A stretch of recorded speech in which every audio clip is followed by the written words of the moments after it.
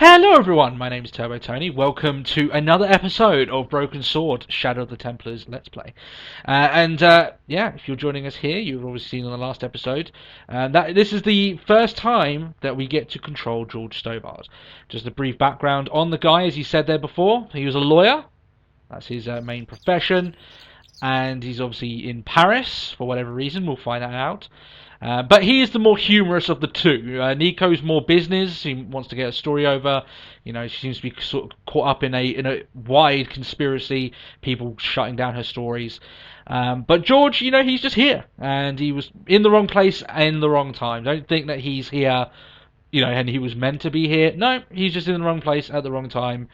But he wants to know what the hell just happened. So before we go in and try and figure out, you know, what the hell happened with this cafe being blown up by a clown, then we need to have a quick look around where we are. So as I said there before, this is where the game officially, well, I say officially starts. It does start where it does. It's just this is where it started all along, and you can tell here that there's a slight change in the way that the place is drawn. You can kind of tell a little bit that this is almost like this was done beforehand, because it was. Let's have a quick look around. We can pick something up here.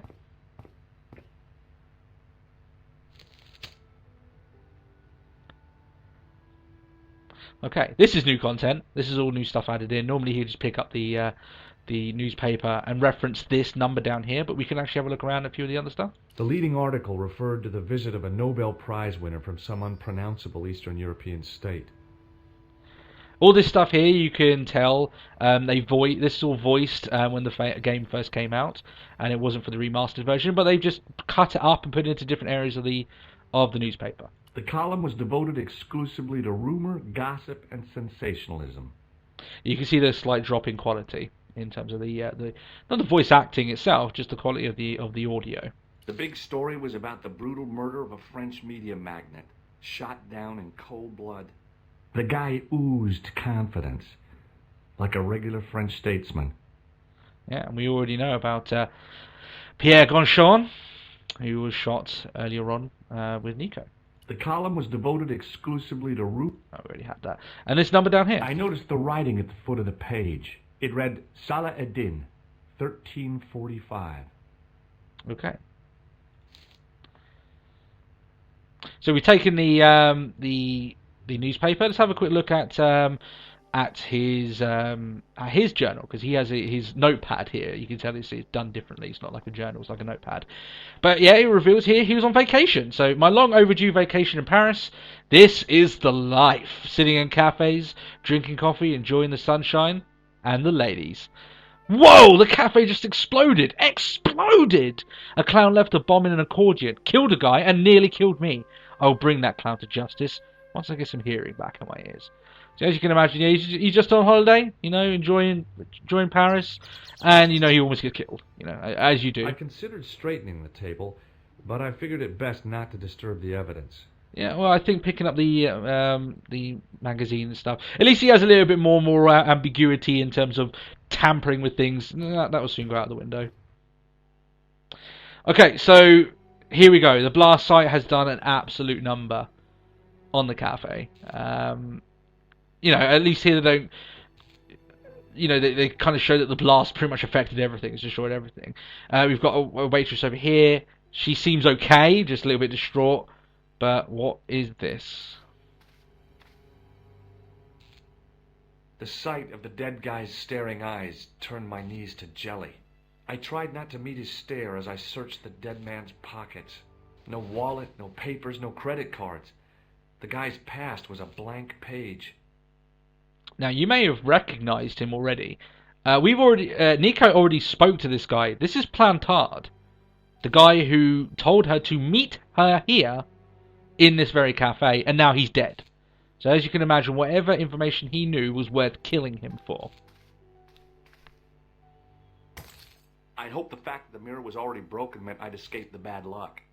And also what he said outside in terms of I don't want to tamper with the evidence. He quickly searched through the guy's pockets and moved things around. It's, you know, as I said, it does change. The mirror had smashed into 1,000 pieces. Bad luck for someone. Poor guy. Yeah, so we can see Plantar here. He's dead. There's just no He getting was around it. pretty mashed up. And that's pretty much all we can do there.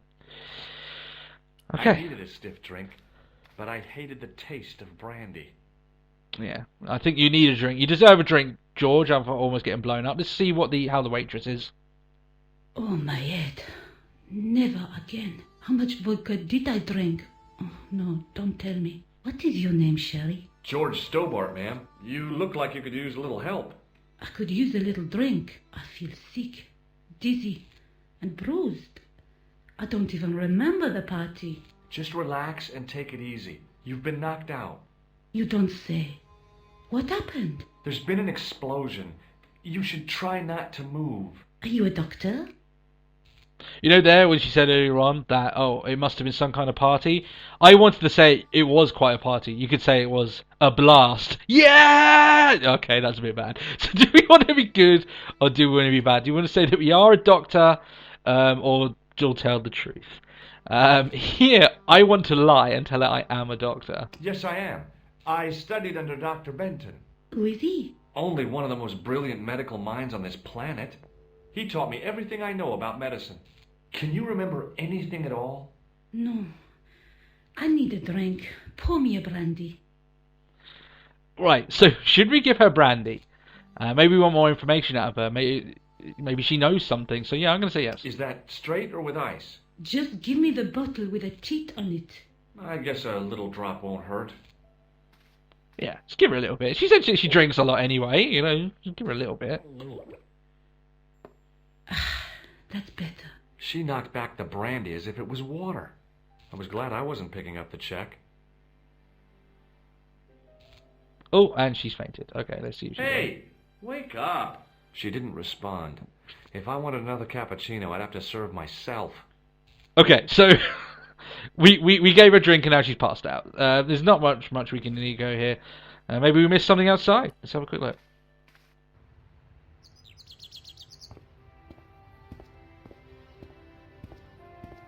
There's an area we can go down here. We can go down the road. Let's check this area down here. Back alley here. Clown had fled into this alley, but there was no sign of him now. Yeah, so he went down here, but it looks like this is a dead end. Like technically, you know where we're looking at him from is a wall. There's no way to get through. I took a deep breath and prepared to climb the drain pipe. I guess the clown had an escape over the rooftops. No, he didn't. If he can't support George's weight, I very much doubt he would be able to support the clown's weight. No getting that. Maybe something in here? It smelled like someone had dumped a truckload of fish in a locker room on a hot summer afternoon. Lovely. All I can think was the alley cats just eating stuff in here. The aristocrats. The aristocats, sorry. There was nothing of interest. Nothing of interest. Is there anything else? Maybe something over here? There's got to be some way that he exited the place. Whoa! I'd had it with sticking my nose into French trash cans. Probably for the best, George. Probably for the best.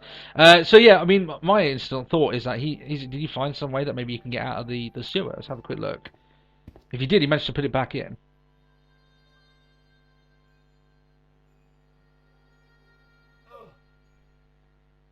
The cover was too heavy and awkward to lift with my bare hands. And all I've got is a newspaper, so that's not exactly going to help. There's nothing else we can do here. Let's might as well head back. We've only got one more area we can go.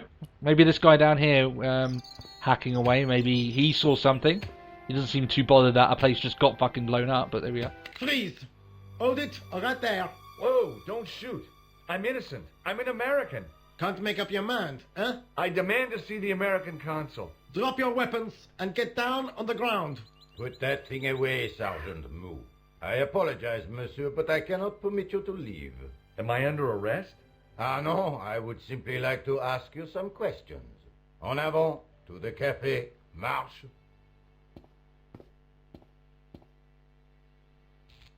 What a mess. This bombing is an outrage, is it not? Stop that, monsieur. Has it occurred to you that he may be dead, Moo? Oui, monsieur. but I prefer to look on the bright side. Besides, I recall a case where the killer escaped by feigning death. However, in this case, the man is quite dead. Examine the girl and take her statement, if you can. Et maintenant, to business. Your name, please? George Stobbart. I'm from California. And what brings you to Paris, Monsieur Stobbart? Travel. I'm touring Europe. You chose well. The city is most beautiful at this time of year, no? Yeah, I guess so, apart from the bomb blasts. Were you in the vicinity of the cafe at the time of the explosion? Yeah, I was sitting out on the sidewalk. I was lucky I wasn't killed. The inspector passed over my remark with no reaction. Did you see the deceased enter the cafe? Did we see the deceased enter the cafe? Yeah, I'm pretty sure we did. Yes, I did. Was he alone? Yeah. And did he say anything to you? No. He was more interested in the waitress. Did you see anyone else in the cafe? So now we can choose whether we say no or we talk about the clown. We've got no reason really to lie. He's a police officer. Come on, we want this guy to get caught, you know? Yeah, there was a guy dressed as a clown. He was carrying an accordion. An accordion? Bon. The picture is forming in my mind, and it is not a pretty one. Is the girl all right, Moo?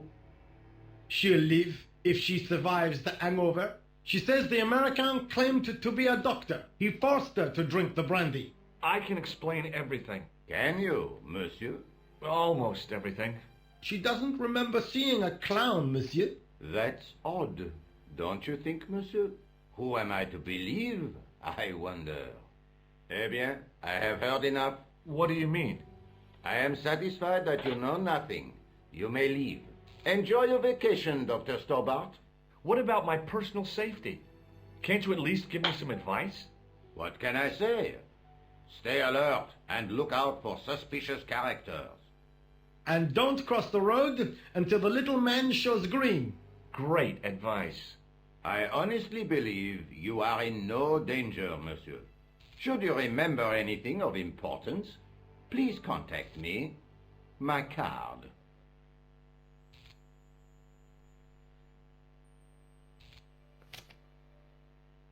Thanks. That is all. You may go. There's not much to go on, monsieur. On the surface, no. But what lurks inside the subconscious? If the door can only be opened. Are you serious, monsieur? I thought your interest in psychic detection was purely academic. Indeed. Okay, lots of stuff to talk about now. So we met two characters there. We met Moo and the sergeant. But the police, I don't think I had anything to do with the explosion, which is a relief, but who was responsible? We did seem really dodgy, you know, that apparently the waitress says we forced her to drink. I'm pretty sure she shoved that bottle down her own throat, not we only gave her that, you know. And now we've been kicked out. Moo is guarding the door, and look who has shown up for her appointment, shall we say. Let's go talk to Nico. Excuse me, mademoiselle? Hi. My name's George Stobbart. Oh, an American by the sound of it. Yep, that's right. On vacation in Paris. Some vacation, huh? You were here when the bomb went off? Sure was. Sat right out in front of the cafe. Did you notice a middle-aged man, maybe 60, with a hat and overcoat? I couldn't believe it. She hadn't even asked how I was feeling. Yeah, he went inside just before the bomb exploded. You weren't related to him, were you? Oh, no, nothing like that. I'm Nicole Collard from La Liberté. What is that, some kind of nightclub? Oh, no, it's a newspaper. You're a reporter? I'm a freelance photojournalist.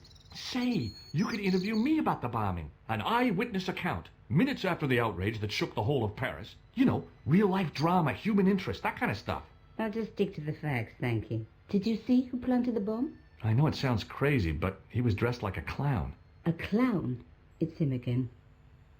It's him again, of course. We know Imagine playing this from when it was first released, that this is technically the first time we're meeting Nico. We've never played as her before, we don't know her story, we don't know where she's been, but that was obviously added into the game to give you a bit more, like a mini prologue to the game, to show you why Nico's here, and kind of give it intrigue. More information about Nico herself, Plantard as well, who was killed, and also the costume killer, because we got to see him kill someone before the events of where the game originally started. As you can tell here, they recorded obviously the new voice acting closer to when Broken Sword 5 was released, so the quality was much better before. But it's still okay now. It's still alright. So yeah, she's obviously, as we know the history behind her by now, but now we're actually talking to her. Sometimes you'll be able to do this, sometimes the game will switch you over between the pair of them, and you can talk to each other and ask each other questions in regards to that. So let's see what she has to say about Plantard. Who was the guy you were supposed to meet? His name was Plantard. I didn't know him, but he called me last night. He said he had a story which would interest me. He asked me to meet him at the cafe. I guess I'll never know what he wanted to tell me. Well, not unless you have Rosso's gift for psychic interrogation. Yeah, what was that about? Rosso apparently thinks he can tap into the psychic waves and solve the crime that way. All the power to him. All the power to him. How did Plantard get your name? Through the newspaper, La Liberté. I'd written an article linking two unsolved murders, one in Italy, the other in Japan. The cases were remarkably similar. A wealthy victim, no apparent motive, and a costume killer. Plantard said he could supply me with more information. Well, somehow the clown must have known about our appointment. Indeed. Obviously, he did know about the appointment because he was here to kill Plantard before Nico ever got involved. And obviously, with Nico seeing the clown, the mime technically before, what he was, the costume killer before, it would have made it a lot harder. Let's talk about the sergeant. Do you know a police officer called Rosso? Rosso? Our pals have a knack of crossing. If I didn't know better, I'd say it was deliberate. Have you seen Rosso? Is he here? He's inside, attempting to question a witness with his psychic powers. That guy is weird. Yeah. Yeah, he is a bit weird, Rosso, isn't he? Sorry, I'm getting them mixed up. It's Investigator Rosso and Sergeant Moo is this guy. He is a staple of the series, Sergeant Moo, so I'm pretty sure he's appeared in at least every Broken Sword, if not the majority. Have you met the clown before? It's a long story. I have plenty of time. I don't. Yeah, so she obviously has met the guy before, and she knows what his MO is, shall we say. Why won't you tell me about the clown? Why do you want to get involved? Because he almost killed me. Isn't that reason enough? I guess so. Listen, I'll give you my phone number. You help me with my story, and I'll let you in on what I know. And let's get one thing straight right now. This is strictly business. Okay, it's a deal. I have to go develop these pictures. À bientôt, monsieur. Fine. I'll see you soon. So she's gone off. We didn't have the chance to talk to her about our items, but we didn't have that many anyway, so it's fine. Okay, so read his notepad. Met a very cute photojournalist called Nico Collard. She works for La Liberté, some kind of newspaper. She knew something about whoever planted the bomb and wasn't giving much away. But she did give me her number, which is the most important thing. George, you shrewd devil. Didn't take you that much to get her number, did it, mate? Well done, well done. Alright, let's talk to Moo before we head up the road. Sergeant Moo? Ah, Monsieur Stobbart, n'est-ce pas? That's correct. You remember me. The retention of such data is part of my duty as a gendarme. That is how crime is fought, through attention to detail, not intuition. Yes, sure. Indeed, you have to remember a lot of stuff, as a police officer. I always find when you watch shows where these people are able to remember phone numbers by seeing them once, and I can barely remember a single digit, just completely destroys my memory in terms of short-term memory or anything along those lines. But still, let's ask him what he thinks happened about it. Let's ask him about Plantard. I was one of the last people to see the victim alive, Sergeant. Does that worry you? Yes, it does. I feel I owe it to him to find his killer. That is best left to the authorities, monsieur. Did he speak to you? Tell you anything? No, he just grinned and nodded. Don't let it trouble you, monsieur. Go home and try to forget. Yeah, I kind of with Moo here. Like, you know, the police are trying to do their thing, and you know, you don't want a guy going around town trying to find what is a guy who's murdered, as we know, multiple people. So let's press the issue, though. As George, we do want to find the murderer. I know the identity of the dead guy. His name was Plantow. Is that so? You knew him, did you? No, but We'll know everything there is to know about him soon enough. I'm trying to be helpful here. The best way you can help us is to go home, monsieur. Yeah, George comes off as very suspect. I don't know the guy. Actually, his name's Plantard, and it's just, yeah, a little bit weird. Let's talk about the waitress. What is Rosso doing with that girl? He is giving her the once-over, as you Americans say. Once he gets his teeth into a case, nothing will shake him off. Giving her the once-over, I think, yeah, George, that face right there, I think that kind of says it all. I think that's what my thoughts were as well. Let's see what he thinks about our items. I found this in the street, Sergeant. That, monsieur, is a newspaper, no? There's a note written on it. Salah Eddin, 1345. Aha! That stumped you, hasn't it? I have never been stumped, as you put it, in my life, monsieur. It is the name assumed by the clown, no? Salah Eddin the clown? I don't think so. Yeah, that doesn't sound right to me. You know, it could be like, you know, Happy or Funny the clown or Garbage the clown. I don't know. Look, Sergeant, the inspector gave me his card. Yes, monsieur. He wants you to advise him if you have any information concerning this case. Well, I'd be glad to talk with him, but I don't want him working his psycho weirdness on me. Ah, no, monsieur. You are confusing the science of parapsychology with witchcraft. Oh, yeah? What's the difference? We don't do sacrifices. Oh, well, that's always good. See you later, Sergeant. Okay, so that's all we can talk about with Sergeant Moo. We'll be able to talk to him later. He is quite a funny character. There's quite a few in this game. As you imagine, the humour's picked up tremendously in this game, as it does. Nico is all business, and the majority of the time she has some sly humour in there. But George is a lot more lighthearted about everything. Hey, you! I thought you'd been arrested. No, it was a misunderstanding. When he pulled that gun, gah! I thought that was it. Those automatics pack quite a punch, you know? He made a mistake. He thought I was a terrorist. You? A terrorist? Ha! He was only doing his duty, I guess. Maybe his Call of Duty. No, I won't go there. If you guys always know the podcast, we know we bring that up quite a bit. So yeah, this guy's just working down on the road, doing his thing. He just seemed not to give a flying rat's ass about the fact that an explosion happened only a couple of, you know, less than 100 meters away from him. But still, well, we'll press him on what he knows. Maybe you saw Plantards, you know, coming down the street. Maybe you saw something going on. Did you see an old guy with a briefcase? Wait, silly old coot. Do you know what he said to me? Work fascinates me, he says. I could watch it all day. Quelle bite. I could have knocked his block off. Let's continue. Let's press them out. Did you recognize the old man? No. Should I have done? Was he a celebrity? No, but I guess he is now. His name was Plantow. Was? He's dead then? Yeah. That's too bad. Now I wish I hadn't called him what I did. If only I could turn back the clock. If only I'd been more tolerant. Regret and remorse are strange emotions. They really bring out the hammiest actors in people. Yeah, it does tell that he doesn't really give a shit at all. Did you see a clown come by this way? A clown? Like in a circus? Yeah, with makeup and a big red nose. Oh, those guys are funny, aren't they? Not in my experience. I love the circus, especially the horses. You haven't answered my question.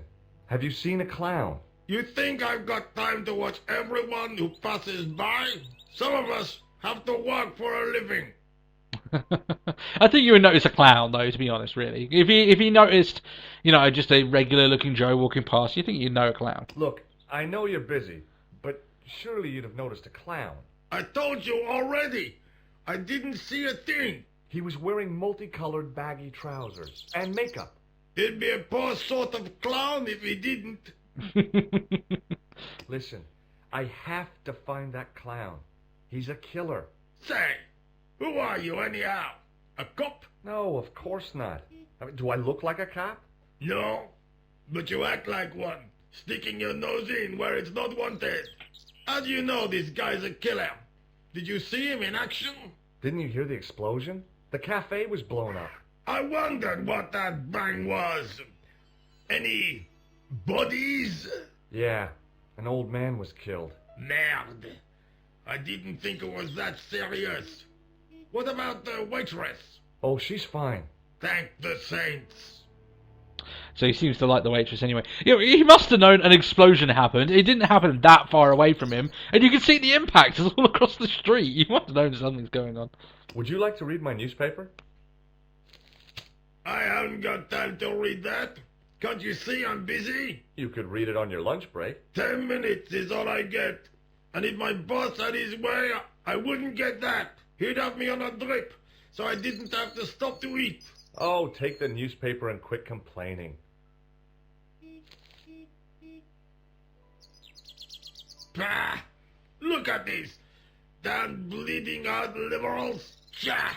Save the dolphins. Catch them and eat them, I say. All that fuss over a bunch of fish. Nah, that's more like it. Look at the size of those. Like champagne bottle corks, no? Ah, what's this? Saladin running in the Prix de l'Arc de Triomphe. It's a racehorse? A horse? A legend.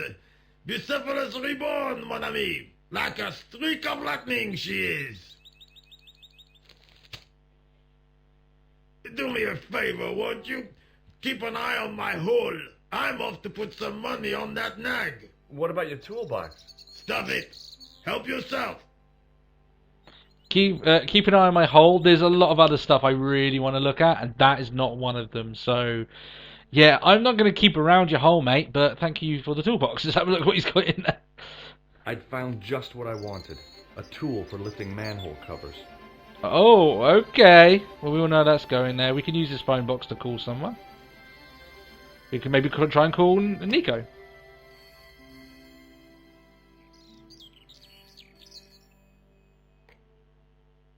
Hello, Nico Collard. Hello? It's George. Oh, hi. Well, I haven't had a lot of luck. You found nothing. No.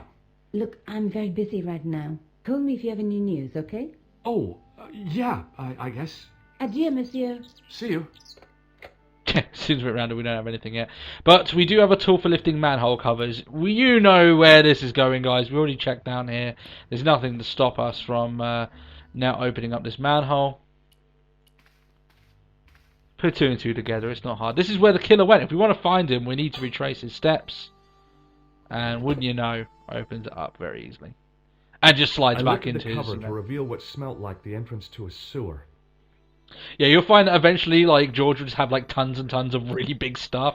Yeah, it just, you know, fits into his jacket. Yeah, it's fine.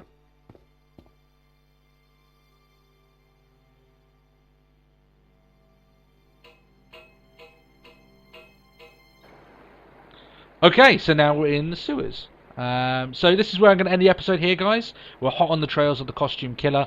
And next time we're going to retrace his steps and try and figure out where he went and get some information for Nico. So thank you guys for watching the episode. I'll see you in the next episode. And goodbye. See, now he's completely changed. Now he thinks, I think it's so ironic. They were like, oh yeah, I'm sorry that I lied to you. And actually we weren't telling the truth, and now we're lying to him. But, you know, man's got to do what a man's got to do.